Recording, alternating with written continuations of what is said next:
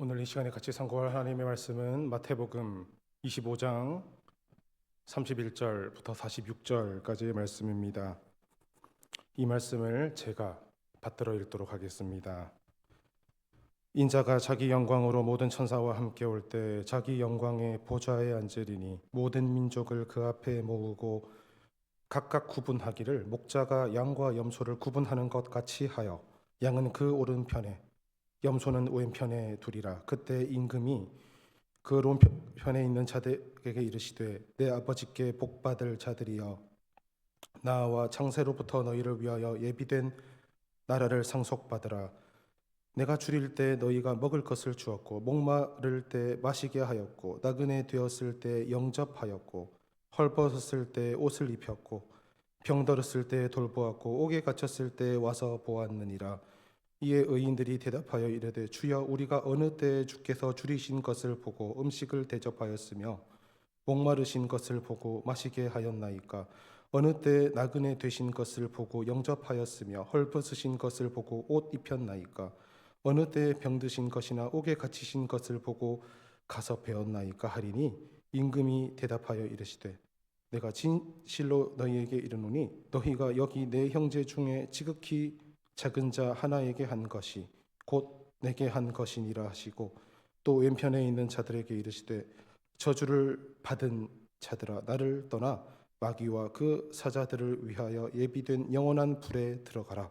내가 줄일 때 너희가 먹을 것을 주지 아니하였고 목마를 때 마시게 하지 아니하였고 나그네 되었을 때 영접하지 아니하였고 헐벗었을 때 옷 입지 아니하였고 병들었을 때와 옥에 갇혔을 때 돌보지 아니하였느니라 하시니 그들도 대답하여 이르되 주여 우리가 어느 때에 주께서 줄이신 것이나 목마르신 것이나 나그네 되신 것이나 헐벗으신 것이나 병드신 것이나 옥에 갇히신 것을 보고 공양하지 아니하더이까.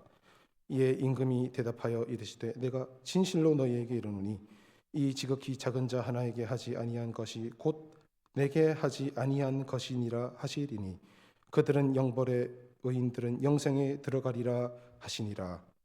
아멘. 인자가 자기 영광으로 모든 천사들과 함께 올 때에 영광의 보좌에 앉을 것이다 라고 오늘 본문 첫 절이 말씀하는데요. 이거를 말씀하시는 분은 지금 예수님이십니다. 비유가 아니면 말씀하지 아니하시는 우리 주님께서 이 말씀을 하시는 그 내용이 비유인지 아니면 예언인지 우리가 조금 세밀하게 구분할 필요가 있는 말씀입니다. 틀림없이 요 마지막에 주님이 오실 때 일어날 일을 얘기하는 요거를 보면 이제 예언인데요. 또 이 말을 듣는 사람들은 아직 그 날을 기다리고 사모하면서 오늘을 살아가는 사람들이라는 것을 한번 생각해 보신다면 이제 이게 비유가 될 수가 있습니다. 별 관심이 없으시죠, 이런 말은? 뭐 비유든 예언이든 간에 뭐 어쨌든 예수님이 하신 말씀이니까 이렇게 하실 수도 있는데요. 근데 이 말씀을 듣고 읽는 우리 신앙인들이 이 말씀을 볼 때 내게 오늘날 주시는 말씀으로 받고 있는가? 아니면 그냥 비유로 받고 있을지는 상당히 궁금합니다. 그러니까 세게 말씀드려봐요. 정말 이 말씀을 우리가 귀담아 듣고 있나? 그게 궁금해요. 우리 성도님들도 이 말씀을 평소에 대하시는 각자의 태도가 어떠하신지 한번 생각해 보셔도 됩니다. 이제 그런 마음으로 오늘 본문을 이제 한번 보시면요. 이제 목자가 양과 염소를 구분함 같이 이제 요 말은 비유입니다. 이렇게 오른쪽 왼쪽으로 구분을 한답니다. 항상 오른쪽이 좋아요. 저는 왼손잡이거든요. 왼쪽도 좀 좋은 걸 주면 좋겠는데 항상 오른쪽이 좋습니다. 오른쪽에는 양, 왼쪽에는 염소를 놓듯이 이제 이게 비유입니다. 그러면서 하시는 말씀이 오른쪽에는 의인, 왼쪽에는 죄인들을 놓게 될 거야. 그러니까 이제 가운데는 없습니다. 오른쪽 아니면 왼쪽이에요. 이렇게 나누고는 이제 오른쪽에 있는 자들을 돌아보시고는 복받을 자들이야. 창세로부터 내 아버지가 너희를 위해서 예비한 그 나라를 상속해. 그리고는 이제 그 이유를 쭉 얘기를 하십니다. 우리 주님께서 줄일 때 먹을 것과 마실 것을 주었고, 나그네 되었을 때에는 영접을 했고, 헐벗었을 때에는 옷을 입혔고, 병들었을 때에는 옥에 갇혔을 때에는 와서 돌봤어. 그러니까 너희는 복 받을 자들이야. 이렇게 지금 말씀을 하신 거죠. 자, 이거는 지금 분명한 겁니다. 오른쪽이 의인이라는 소리를 듣는 그 이유는요, 그들이 주님을 섬겼기 때문입니다. 이 기준은 분명합니다. 내가 그렇게 힘들 때에 나를 돌봐줬으니 너희들은 내 아버지가 창세로부터 준비한 그 나라를 상속받아. 이렇게 하신 거죠. 그런데 이제 재미있는 거는 이 의인들이 질문을 합니다. 이건 참 잘 모르겠어요. 이 인자가 자기 영광으로 온다라는 이 말은 이 감춰진 것이 없이 온전한 그 주님의 완전한 모습으로 온다, 이렇게 이해를 하시면 됩니다. 그런데 이런 영광의 모습으로 그 영광의 보좌에 앉아서라고 한다면 그래도 이 임금의 모습인데 이런 주님을 보고 이렇게 고개도 못 들고 있는 그런 건지, 아니면 이렇게 딱 서서 주님과 이렇게 말을 주고받는 이게 가능한 그런 모습인지, 이게 참 이 땅을 살아가는 우리들의 상식으로는 이걸 다 이해를 할 수는 없습니다. 근데 세상 이치로 이야기한다면 감히 마주 볼 수가 없는 지금 사실 그런 거죠. 그런데 어쨌든 이 좋은 말을 해주는 이런 자리에서 이 의인들이, 아니 우리가 언제 주님께 먹을 거 마실 거를 드리고 언제 영접을 하고 언제 옷을 입혔습니까? 지금 그렇게 했더니 우리 주님께서 이제 대답을 하시는 거죠. 참 여기서 제가 생각을 많이 해봤습니다. 이거 시간 낭비인가? 라고 하면서도 생각을 많이 해봤어요. 이들은 누굴까? 이 의인들과 주님은 어떤 관계에 있었을까? 참 이 생각의 가지를 계속 치면서 생각을 해봤습니다. 결론은 아주 간단하게 한번 드려보겠습니다. 이들은 지금 예수님 처음 봅니다. 지금 처음 만난 겁니다. 이전에 본 적이 없다라고 보셔야 됩니다. 이건 뭐 제 결론입니다. 지금 이 반응을 보면 그렇습니다. 본 적도 없는데 그분이 감히 이 얼굴도 들 수 없는 그분이 너희가 나를 돌봐줬어 라는 그 얘기를 듣고 지금 깜짝 놀란 거죠. 본 적도 없는 그분이 자기를 대접했다고 하니까 놀래서 지금 질문을 했다, 이렇게 보시면 됩니다. 그랬더니 이제 주님께서 참 유명한 말씀을 하십니다. 40절이죠. 지극히 작은 자 하나에게 한 것이 곧 내게 한 것이니라. 이 예수님이 말씀하신 이 지극히 작은 자라는 이게 이제 누굴까라고 생각해 보다가 제가 이 사람들을 한번 이렇게 다 뭉쳐서 한번 생각을 해 봤습니다. 먹을 게 없고, 마실 게 없고, 집이 없고, 옷이 없고, 병든 이런 사람들을 뭉쳐서 딱 말을 해 본다면 이렇게 얘기하면 될까요? 사회적 약자. 어떠세요? 이 단어 하나하나를 생각을 많이 해봤습니다. 약자라는 말도 사실 제 마음에 딱 들지는 않습니다. 뭐 신체적인 약자, 물질적인 약자, 사회적, 이념적인 약자, 이거를 다 이렇게 합쳐가지고 그냥 사회적 약자 이렇게 한번 생각을 해봤는데요. 그들을 잘 대접하면 나를 대접한 거야, 이렇게 지금 말씀하셨다는 이야기입니다. 그리고는 이제 왼쪽을 보시면서 이 저주를 받은 자들아, 이 아까 오른쪽 보고 얘기하실 때에는 복을 받을 자들아인데요, 왼쪽은 이미 정해졌습니다. 저주를 받은 자들아, 이렇게 하시고는 이제 아까와 이제 반대의 말씀을 하시는 거죠. 너희는 내가 그렇게 힘들었을 때 나를 돌봐주지 않았어.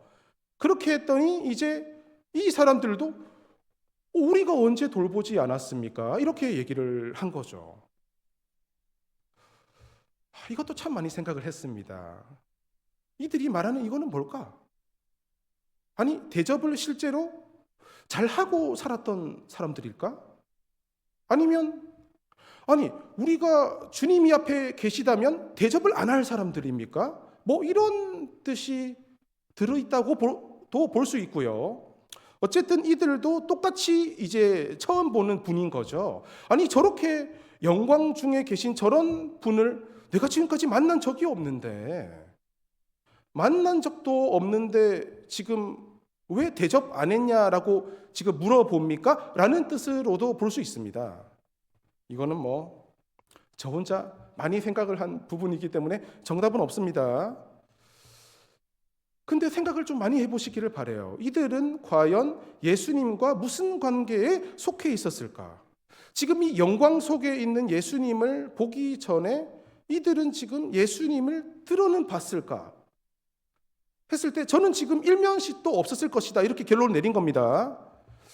그러면서 이들이 언제 우리가 대접을 안 했습니까? 라고 말을 지금 하는데요.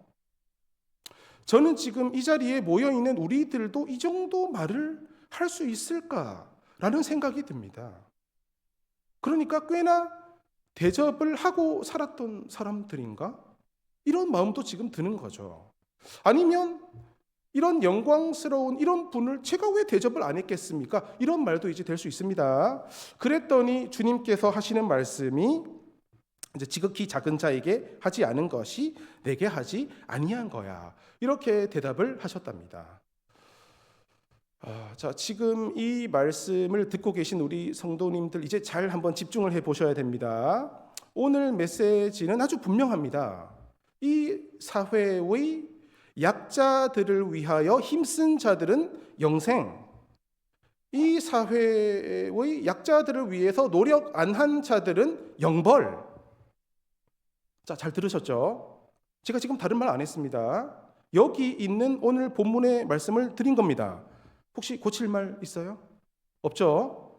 자, 그러면 이제 한번 대답을 해보셔야 됩니다.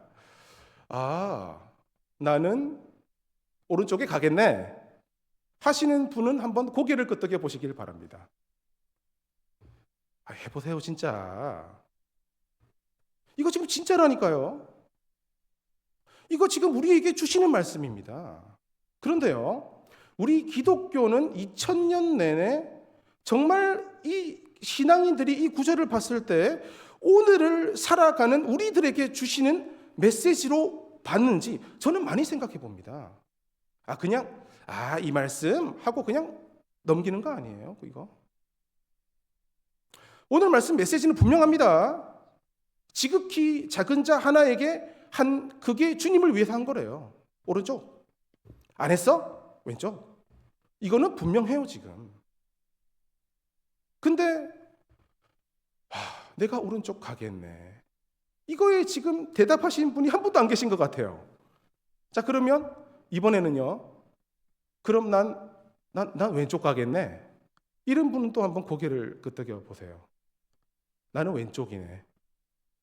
이런 분도 안 계시네요. 그러니까 우리는 거의 이 구절을 이런 식으로 보는 겁니다. 오케이, 패스. 뭐 틀리진 않지만 이렇게 하고 넘어가는 사실 그런 느낌입니다. 그럼 제가 질문을 좀 바꿔서 드려볼게요. 그러면 나는 오른쪽 가도록 노력해야겠네. 이런 분들은 또 한번 고개를 끄덕여 보시길 바랍니다. 예, 이제는 조금 끄덕이는 분들이 계셨습니다. 자, 그럼 이번에는요. 나는 아무리 노력해도 오른쪽은 못 가겠네. 혹시 이런 분도 계시면 고개를 한번 끄덕여 보시길 바랍니다. 네. 정말 이 오늘 말씀을 준비하면서 뭐가 이렇게 사실 저에게 많이 왔냐면요. 이거 쉽게 말씀드리면 이거 지금 윤리입니다, 윤리. 이 땅에서 이 약자들에게 잘해줘. 이렇게 지금 얘기를 하는 건데요. 자, 제가 분명히 말씀드립니다. 저는 윤리 선생 아닙니다. 사람 앞에서의 올바른 처신, 어떤 도리, 그거 말하는 사람 아닙니다. 저는 말씀의 종이에요. 하나님 말씀 전하는 사람입니다. 정말 이게 힘들어요. 이거 간음을 하기가 대단히 힘듭니다. 자, 오늘 말씀 이거 잘 보셔야 됩니다. 자, 다시 말씀드리지만 저는 윤리 가르치는 사람도 아니고요. 또 성경도 우리에게 윤리를 말하지 않습니다. 성경은 우리에게 정확하게 말해줍니다. 원함으로도 안 되고 달림으로도 안 돼.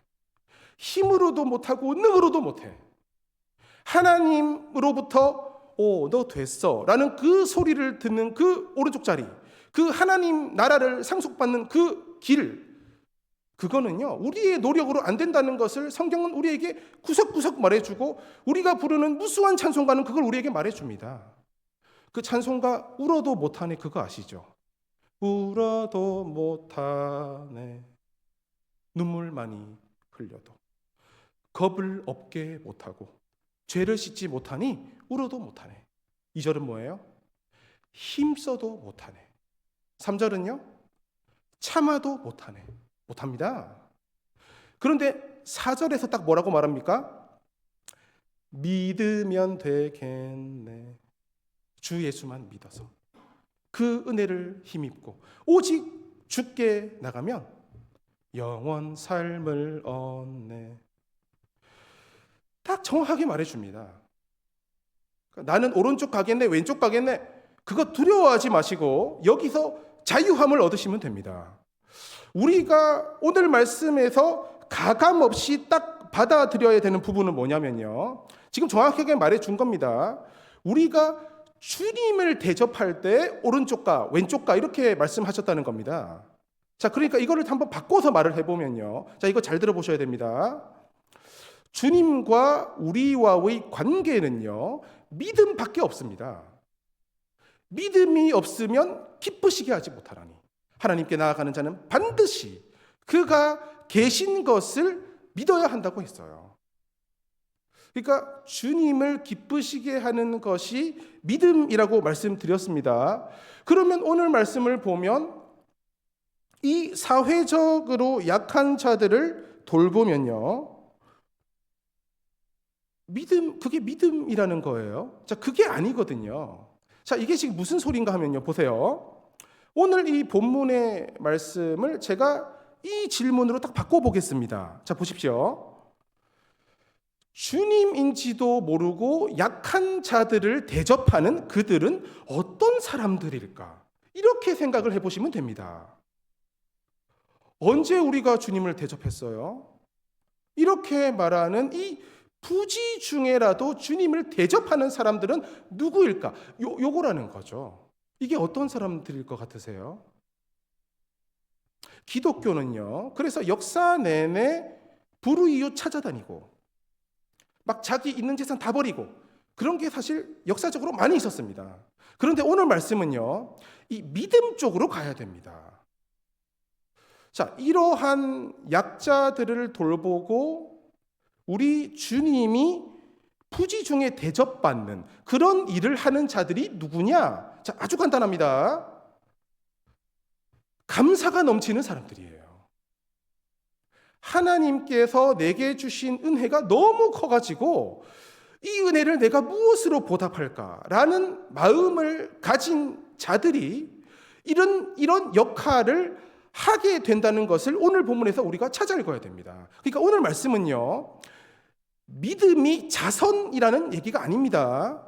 믿음은 하나님께서 우리에게 주신 그 은혜를 기억하면서 살아가는 사람들이라는 뜻입니다. 모세도 죽기 전에 유언을 할 때요, 광야 40년을 기억해, 이렇게 말하면서, 그리고 이스라엘 백성들이 애굽에서 나올 때 그 애굽을 떠나기 직전에 그 유월절 그걸 하면서 그 날을 너희가 꼭 기억하는데 이 예식을 먼저 배워라 하면서 그 예식을 쭉 가르쳐 줍니다. 이거 무슨 말인지 아시죠? 막 14일 유월절 되기 4일 전에 양을 구별해 놨다가 이렇게 먹고 허리띠를 동이고 신발을 신고 지팡이를 짚고 급하게 먹고 이렇게 할 때 너희 자녀들이 훗날에 이게 뭐냐라고 물어보면 그때 너희들이 가르쳐줘. 여호와께서 크고 강하신 팔로 우리를 노예된 때에서 구원해 주셨어. 그거를 꼭 알려줘, 이겁니다. 이스라엘 백성들에게 하나님께서 계속 가르쳐 주신 말은요, 내가 너희들에게 베풀어 주었던 그 은혜를 기억해라, 이겁니다. 자, 믿는 자들은 누구냐? 오른쪽 왼쪽 딱 구별됩니다. 은혜로 살아가는 것을 기억하는 자들이 오른쪽입니다. 이 은혜를 아는 사람들이 바로 이 부지 중에라도 자기도 모르는 사이에 주님을 대접하는 그런 자리에 갈 수 있답니다. 이거 느낌이 오셔야 돼요. 이 은혜로 산다라는 것을 사실 우리는 많이 말을 합니다.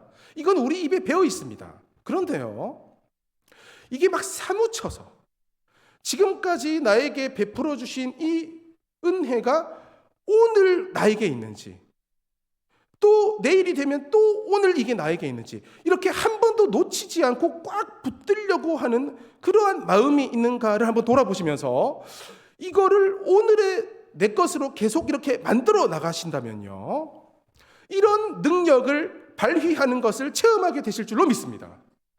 이 속에 이 마음이 가득해지는 거죠. 우리가 다른 사람들에게 뭐 잘해주는 못해주는 뭐 그런 게 아니라요, 어떻게 하면 이 주님을 대접하는 것처럼 내가 대접을 할 수 있을까 할 때 이 마음이 주님을 기쁘시게 하는 거거든요.